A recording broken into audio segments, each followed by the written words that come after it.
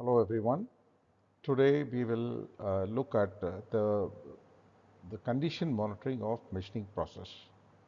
We'll have a little understanding on the machine learning and how the machine learning helps us in condition monitoring of the machining process is what we are going to look at. I am Dr. Ilangovan and I am a professor from the Department of Mechanical Engineering and from SNS College of Technology. Okay, what is maintenance? Maintenance is defined as engineering actions which are necessary for retaining or restoring an equipment, machine or system to the specified condition to achieve its maximum or useful life. So we keep maintenance. The body requires maintenance. The scooter requires maintenance. The vehicle requires maintenance. What we try to do is we try to find out where this problem occurs and fix up the whatever is the required action that is to be taken, such that the machine goes back to its original condition of satisfactory performance. Now, fix when there are different types of maintenance. One is fixing when the equipment is down totally, and that is called as the reactive maintenance. Periodic maintenance are there where there is a scheduled maintenance, and then things are being checked for periodically as to whether a particular oil to be changed or a bearing to be changed, etc. There. The third one is the proactive maintenance, where you eliminate defects at a very early stage. You try to understand the defects, and then even when a small sound is coming, you try to attend to it and then try to fix it up. Then finally, you have the predictive maintenance, and the predictive maintenance uses analytical machine learning, calculations. Okay. Now, the predictive maintenance is very much required, and it reduces the service loss. It decreases the requirement of planned maintenance.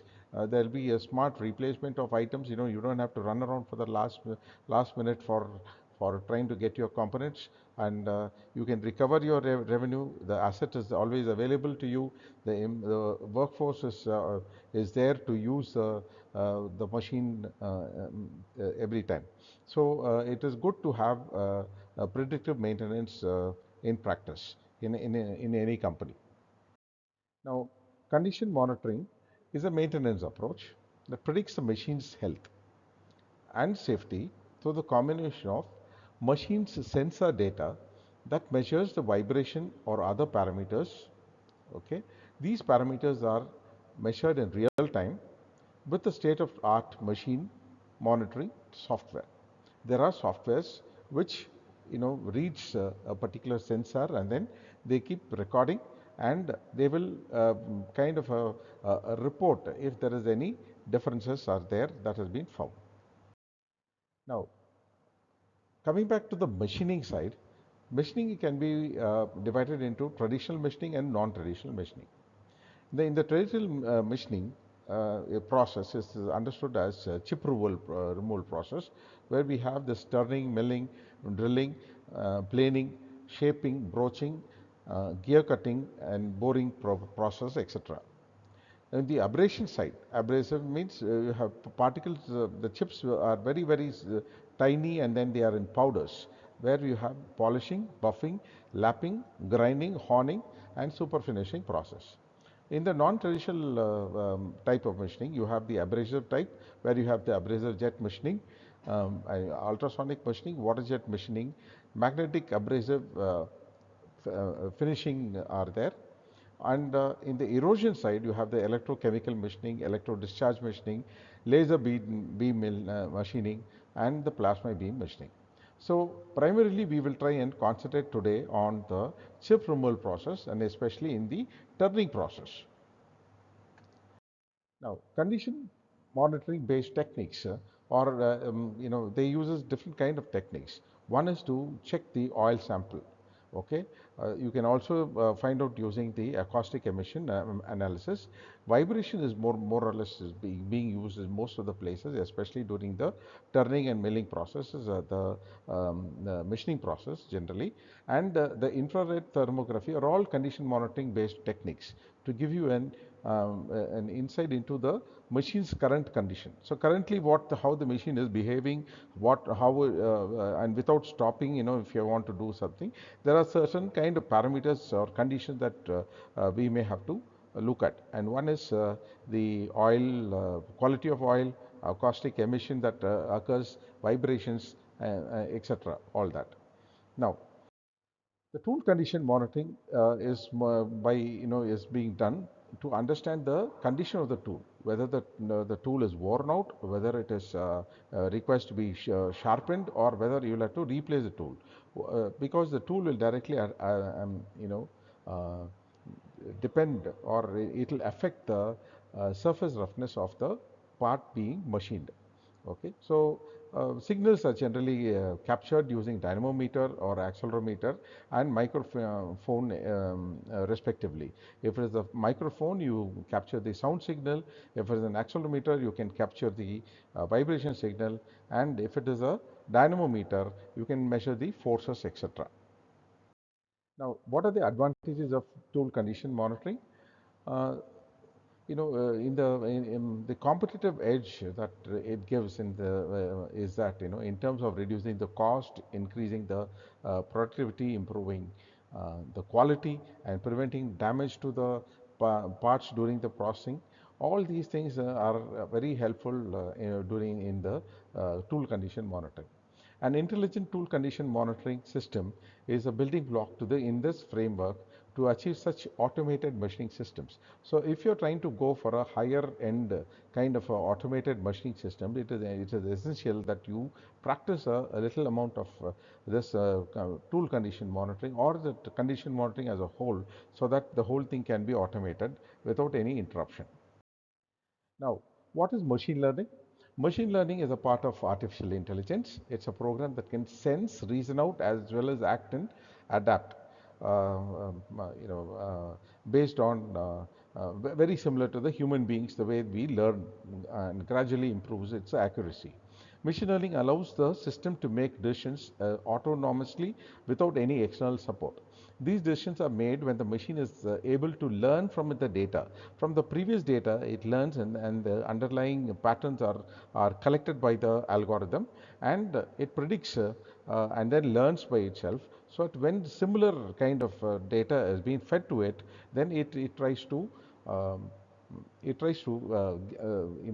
predict the condition, and then tries to act accordingly. Through a pattern matching and further analysis, they return the outcome, which can be a classification or a prediction type. Now, if for small samples we go for machine learning, and then if we are really want to go for a high-end kind of a deep understanding of the problems, then we use the deep learning method. Deep learning will require the higher samples, and it requires more time. Now, the type of machine learning, we have supervised learning and the unsupervised learning, and the reinforcement learning. Under the supervised learning, we have the classification problem, where we can use the fraud detection, email spam detection, diagnostics, image classification, etc.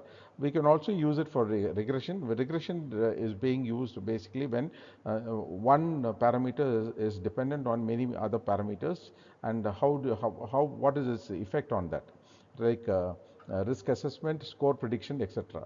Unsupervised learning uses dimensionality reduction, mostly in text mining, face recognition, big data valuation, visualization, and image recognition, etc. Okay, so reinforcement learning happens during the gaming side. So and the finance sector, manufacturing, inventory management, etc. All that. Now we will look into the supervisory learning. The difference between supervisory learning and unsupervised learning is that in the supervisory learning, the input data is labeled. We tell the data that this is what it is. Whereas in unsupervised learning, we do not say anything about the data. We just give the data. And we use a training set in the supervised learning, whereas in the unsupervised, it just uses the input data sets. This supervised learning is more used for prediction and classification and regression, whereas the unsupervised learning is used for analysis, clustering, density estimation, etc. Now, supervised learning is something like this. I have a model, and then I teach the model. Show the model some input by telling that these are the grapes, etc. And then when I try to show the different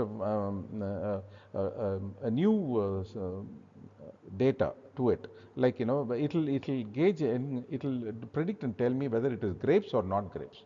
So it learns, and then by various methods, whether it is the shape, size, color, or whatever it is, whatever that data that we have given, based on the labeled data, this it understands the features explicitly and carries out the predictions and classification accordingly. Whereas the unsupervised one, it identifies the data based on their densities, it's very clustered structures, similar segments, etc. And then it itself tries to cluster them in different category. Okay, so that is what happens in the unsupervised learning.